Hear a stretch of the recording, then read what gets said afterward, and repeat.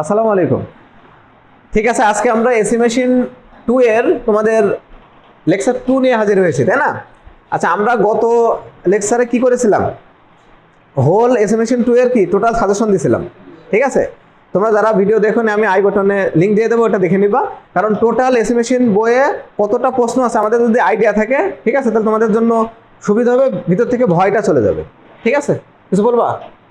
আচ্ছা, এখন আমরা যেটা করব, ওই সাজেশন থেকে ধরে ধরে ধরে ধরে আমরা প্রত্যেকটা প্রশ্ন সলভ করব, যাতে তোমাদের জন্য কি হয়, সুবিধা হয়। ঠিক আছে, এই তার ভিতরে আমাদের প্রথম প্রশ্ন নিয়ে আমরা এখানে আজকে আলোচনা করব। এবং তোমরা এই প্রশ্নগুলো আমি মানে নিয়মিত ক্লাসগুলো করতে থাকলে তোমাদের এই সাবজেক্টটা তোমাদের জন্য কি একদম ক্লিয়ার হয়ে যাবে। ঠিক আছে, যারা ভিডিও দেখতেছো খাতা কলম নিয়ে বসে যাবা, যাতে তোমাদের জন্য এগুলো বুঝতে আরো সুবিধা হয় আর কি। তাহলে আজকে আমরা আলোচনা করব অল্টারনেটরের মূল তত্ত্ব। তো অল্টারনেটর জিনিসটা আসলে তোমাদের কাছে নতুন হতে পারে, যে এইটা অল্টারনেটর আসলে কিছুই না, এসি জেনারেটর। এসি জেনারেটরের নাম শুনেছো? আচ্ছা, এসি জেনারেটরের সাথে আরেকটা নাম চলে আসে, সেটা হচ্ছে ডিসি জেনারেটর, যেটা আমরা ওই যে কোন সাবজেক্টে পড়ছিলাম, ডিসি মেশিনে পড়ছিলাম। যদিও এসি জেনারেটর নিয়ে আগে আলোচনা করা দরকার, তারপরে ডিসি জেনারেটর। কারণ হচ্ছে জেনারেটর কি কখনো ডিসি হয়? মানে তোমাদের ধারণা আছে?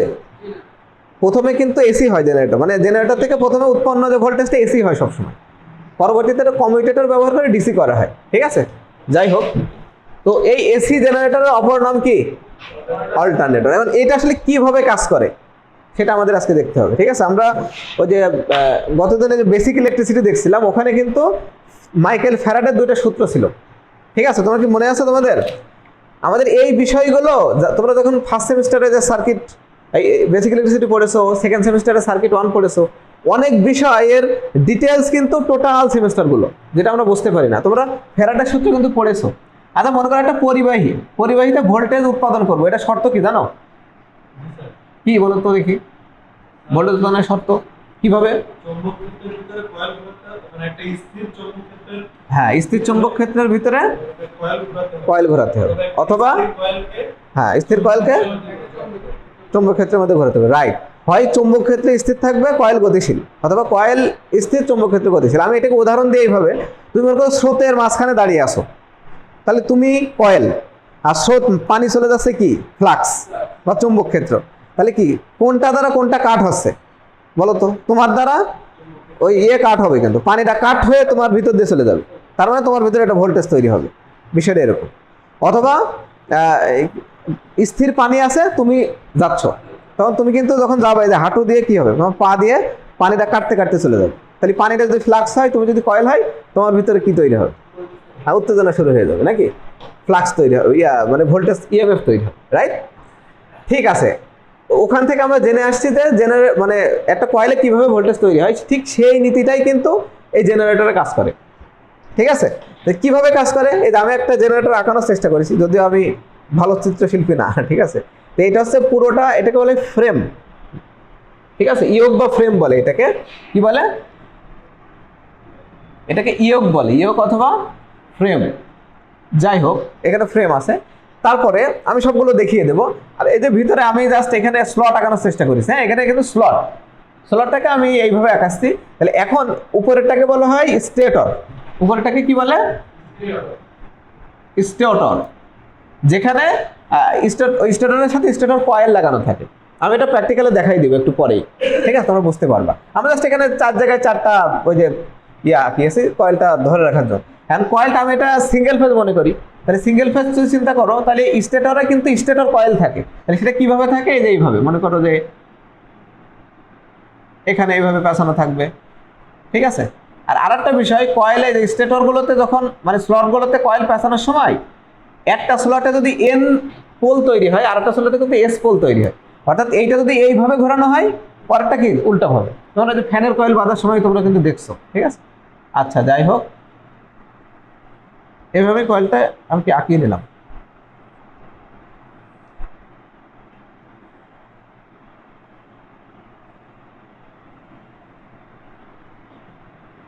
আচ্ছা, এটা মনে করো স্টেটর ওয়াইন্ডিং, আমাদের সিঙ্গেল ফেজে আমি আঁকালাম। ঠিক আছে, এখানে একটা ভোল্টেজ তৈরি হবে। ঠিক আছে, ওকে। এখন প্রশ্ন হলো, এটা হচ্ছে কয়েল। তাহলে এই কয়েলে ভোল্টেজ তৈরি হওয়ার জন্য কি করতে হবে? এই স্টেটর তো আর এটা কিন্তু স্থির, কয়েলটা কি হবে? স্থির। তাহলে নিশ্চিতভাবে চৌম্বক ক্ষেত্র এখন গতিশীল থাকতে হবে। তাহলে দুইটা শর্ত, কয়েল কি আছে?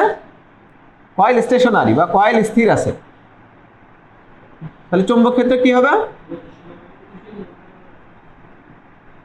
চৌম্বক ক্ষেত্র গতিশীল। এখন প্রশ্ন হলো এখানে কি কোনো চৌম্বক ক্ষেত্র আছে নাকি? চৌম্বক আছে নাকি? না। তাহলে আমাদেরকে কি করতে হবে? হয় তোমাকে একটা পার্মানেন্ট ম্যাগনেট ভিতরে নিতে হবে, অথবা ইউ হ্যাভ টু মানে ক্রিয়েট ইওর ফ্লাক্স, চৌম্বক তোমাকে তৈরি করতে হবে। তা আমরা যেহেতু ইলেকট্রিক্যালের মানুষ নাকি, তাহলে আমরা চৌম্বক তৈরি করব ইলেকট্রোম্যাগনেট, মানে বিদ্যুৎ দিয়ে চৌম্বক তৈরি করব। চৌম্বক তো দুই ধরনের তৈরি হয়, একটা পার্মানেন্টলি তৈরি করা যায়, পার্মানেন্টলি একটা থাকে, আর একটা হচ্ছে বিদ্যুৎ চৌম্বক যেটা বলে। ঠিক আছে, বিদ্যুৎ চৌম্বক কিভাবে তৈরি হয়? একটা লোহার উপরে যদি কয়েল পেঁচানো হয়, কয়েল পেঁচিয়ে যদি ওখানে যদি কি দেওয়া হয়, হ্যাঁ, যদি ওর ভিতরে ভোল্টেজ প্রয়োগ করে কারেন্ট প্রবাহিত করা হয়, মনে করি একটা লোহার, এটা একটা লোহা, তার উপরে কি করলাম আমরা? কয়েল পেঁচিয়ে আমি একটা সাপ্লাই দিচ্ছি ভোল্টেজ, দিলে এখানে কি একটা কারেন্ট হবে না? কারেন্ট হলে এর চারপাশে কি তৈরি হয়? যদি এটা ডিসি সরবরাহ হয় তাহলে এই ফ্লাক্সটাও ডিসি হবে, মানে স্থির থাকবে।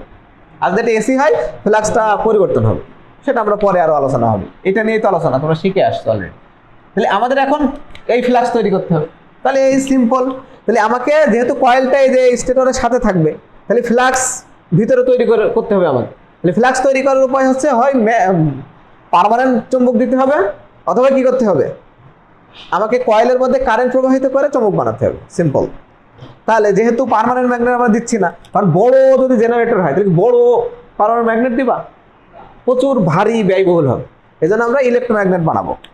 সেক্ষেত্রে কি করতে হবে? আর একটা কয়েল আমরা এই রোটরের সাথে চারপাশে আমরা লাগিয়ে দেবো। কোনটার কি নাম আমি পরে বলছি, ঠিক আছে? এই যে রোটরের ভিতরে আমরা কি করলাম, বোঝা যাচ্ছে কি? এই যে, তাহলে আমাদের উদ্দেশ্য কিন্তু ফ্লাক্স তৈরি করা, বুঝছো কি? এই কয়েলে ফ্লাক্স তৈরি করা। এই ঠিক আছে, এখানে আমরা একটা ডিসি সরবরাহ দেবো। কি দেবো? ডিসি সাপ্লাই, যেটাকে এক্সাইটেশন বলে। সামনে আমরা দেখব এক্সাইটেশন, ঠিক আছে, মানে উত্তেজিতকরণ বা ডিসি সাপ্লাই, যেটার নাম অপর নাম। ঠিক আছে, এই যে এবার চিন্তা করো, যখন আমি ডিসি সাপ্লাই দেবো তাহলে কি এখানে একটা ফ্লাক্স তৈরি হবে? তাহলে ফ্লাক্সটা মনে করে এইভাবে তৈরি হয়ে আসে।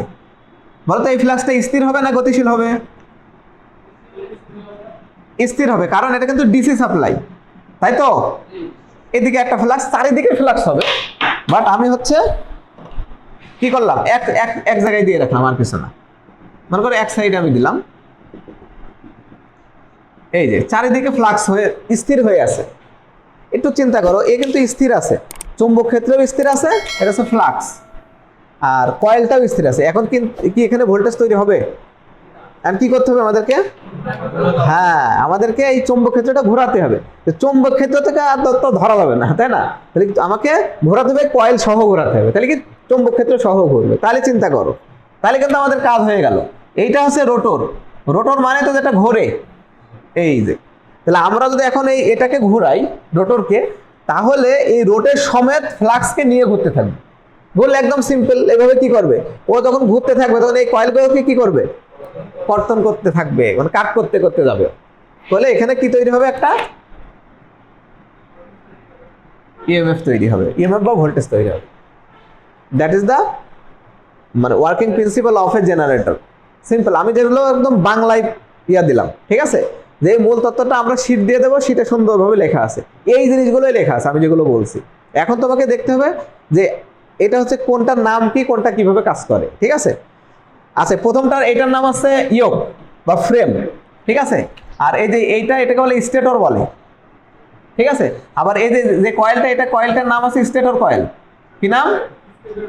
স্টেটর কয়েল বা স্টেটর ওয়াইন্ডিং বলতে পারো। আমাদের কয়েলের আরেকটা নাম কি? ওয়াইন্ডিং। আর ভিতরেরটার নাম আছে রোটর। ভিতরের নাম কি? রোটর। আর ভিতরে যে কয়েল থাকে ওই কয়েলের নাম আছে রোটর কয়েল। কি কয়েল? রোটর কয়েল বা রোটর ওয়াইন্ডিং। অথবা এর আরেকটা নাম আছে যেটা নিয়ে আমরা আলোচনা করব, যেটা নিয়ে আলোচনা আছে সামনে, field winding. Field winding, FIELD। এর আরেকটা নাম কি? Field winding. বা মেইন ওয়াইন্ডিং বলতে, মানে মেইন ফ্লাক্স বলতে পারো, ঠিক আছে, মেইন ওয়াইন্ডিং যেটাই বলো আর কি। আচ্ছা, এখন তুমি চিন্তা করে যে হয়ে গেল নরমালি, ঠিক আছে, আমাদের বাইরে থেকে একটা ডিসি সাপ্লাই দিলাম, তার নাম আছে এক্সাইটেশন। যখন এটাকে ঘোরানো হয়, ঠিক আছে, তখন এর চারপাশে কি, মানে তখন এর চারপাশে তৈরি যে ফ্লাক্সটা সহ ঘুরতে থাকে, ঘুরে একে কর্তন করলে কি হয়, এখানে একটা ইএমএফ তৈরি হয়। এটাই হচ্ছে আমাদের এখানকার মূলনীতি, ঠিক আছে। এখন এইগুলোর আবার নাম কি, এইটার নাম আছে পোল শু, এটার নাম কি, দেখো জুতোর মতো লাগছে না, শুর মতো। এই পোল শুর কাজটা হচ্ছে কয়েলটাকে টাইট করে ধরে রাখা, ঠিক আছে। এই যে এইটার নাম অ্যাকচুয়ালি পোল শু, এইটা জুতার মতো লাগছে, এটা পোল শু। আর এই যে যেটার উপরে কয়েলটা পেঁচানো আছে তার নাম আছে পোল কোর। কি নাম? পোল কোর, যেহেতু ওই কোরের উপরে কয়েলটা পেঁচানো থাকে। আমরা জানি যে যার উপরে কয়েল পেঁচানো থাকে তাকে কোর বলে, ঠিক আছে। আচ্ছা, এখন আমরা দেখি আসলে আমরা এতক্ষণ কি পড়লাম, এর প্র্যাকটিক্যালে দেখি। এটা অনেক ভারী দেখছি, এই পাশে আসো একজন, ঠিক আছে। এই যে এই ভিডিওতে দেখো তো কি অবস্থা, ওরা যারা ইউটিউবে আছে দেখতে পাচ্ছে, ক্লিয়ার দেখা যাচ্ছে। এইটা হচ্ছে স্টেটর, ঠিক আছে। এই স্টেটরের মনে করে এইভাবে কয়েলটা পেঁচানো থাকে, একটা হিসাব আছে, ঠিক আছে, হিসাব করে স্লট আছে এখানে, হ্যাঁ, 24 স্লট হতে পারে, 36 স্লট হতে পারে। তাহলে এটা হচ্ছে স্টেটর, এর ভিতরে রোটরটা থাকে, ঠিক আছে। এবার এই রোটরটা নাও, তো অনেক ভারী তো, দেখো আমাদের অডিয়েন্সদের সামনে একটু ধরো, ঠিক আছে। দেখো দেখা যায় কিনা, তো অনেক ভারী, দরকার দুইজন ধরতে পারো, দেখা যাচ্ছে, ঠিক আছে। ওকে, এবার এখানে দেখো দেখা যাচ্ছে, এই যে আমাদের যখন আরো কার্যক্ষমতা নিয়ে আলোচনা করবো তখন বোঝা যাবে। এটা কিন্তু সেই রোটর, ঠিক আছে। এটা কি? এটা সেই রোটর। এই রোটরের ভিতরে এই যে কয়েল দেখা যাচ্ছে না, এইটা সেই ফিল্ড কয়েল বা রোটর কয়েল, তুমি যেটাই বল।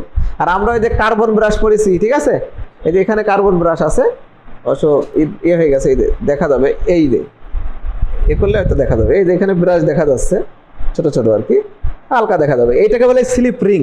এটাকে কি বলে? Slip ring. এটা তো বিয়ারিং, ঠিক আছে। আর এর ভিতরে থাকে কার্বন ব্রাশ, যাই হোক। আর এটাকে বলে শ্যাফট, যেটা ঘোরে, ঠিক আছে। না রাখো, আর যখন আমরা পড়াশোনা করবো তখন এটা আরো ক্লিয়ার হয়ে যাবে, ঠিক আছে। ওকে, তাহলে কি মূল তত্ত্ব কি আলোচনা, মানে মূল তত্ত্ব কি বোঝা গেছে যে একটা জেনারেটর কিভাবে কাজ করে? তাহলে আশা করি তোমরা বুঝতে পেরেছো, এটা অত জটিল না। সামনে আমরা এটা নিয়ে তো আরো আলোচনা করব, মানে টোটাল জেনারেটর নিয়ে আমাদের এই এসি মেশিন 2 এর ক্লাস টোটাল। এর বিভিন্ন টেস্ট আছে, আরো এর গঠন কার্যপ্রণালী তোমরা তো প্রথম অধ্যায়ে পড়বা, যখন পড়বা তখন বুঝতে পারবা। তাহলে আজকে এই পর্যন্ত তোমরা এই আমাদের এই ভিডিওগুলো দেখতে থাকবা আর ক্লাস নিয়মিত করবা। আশা করি এই সাবজেক্টটা তোমাদের জন্য সহজ হয়ে যাবে। তো আজকে এই পর্যন্তই, ভালো থাকো, সুস্থ থাকো এবং তোমাদের ক্যারিয়ার গড়তে থাকো। আসসালামু আলাইকুম ওয়া রাহমাতুল্লাহ।